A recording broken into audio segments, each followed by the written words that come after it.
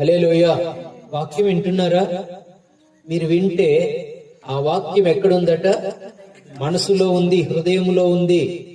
వాక్యం హృదయంలో ఉంది కనుక ఆ వాక్యం తొలగిపోయే అవకాశం ఉంది, ఆ వాక్యం జారిపోయే అవకాశం ఉంది. కాబట్టి మనస్సును జాగ్రత్తగా కాపాడుకో. హల్లెలూయా.